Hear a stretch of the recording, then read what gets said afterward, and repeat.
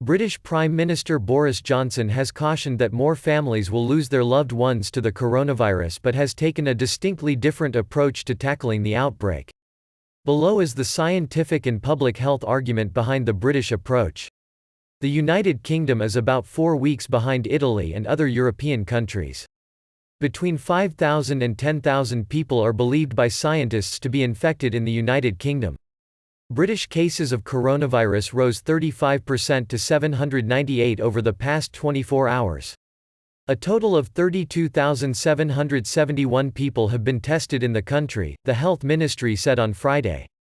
"What you want to do is protect people in the most infectious period," said Patrick Vallance, the British government's chief scientific advisor. "Britain wants to delay the peak and to push the peak down," he said, "to prevent the National Health Service from being overwhelmed and to push the peak into the summer months when the health service is less burdened."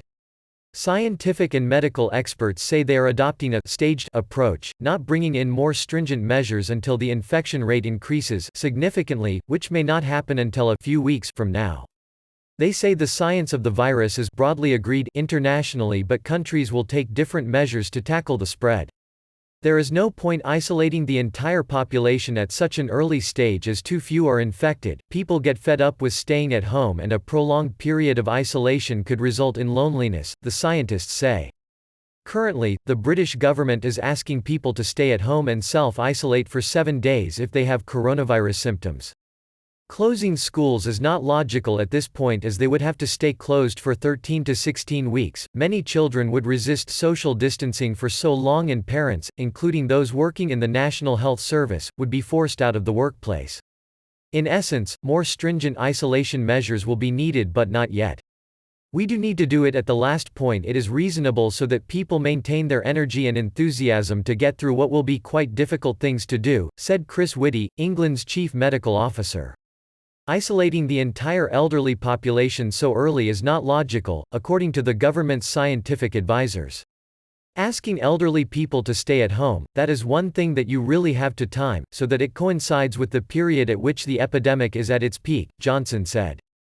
"That is one of the reasons we are not triggering that draconian measure now. Isolating the population would suppress the virus temporarily, but it would then release it back into population and the entire health crisis would be repeated.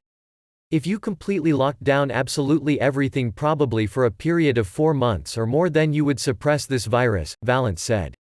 "All of the evidence from previous epidemics suggests that when you do that and then you release it, it all comes back again. The disease has 5 days of mild viral illness, when sufferers could be very infectious, and then a small proportion of people have a second phase in which they have some sort of immune response which causes the damage.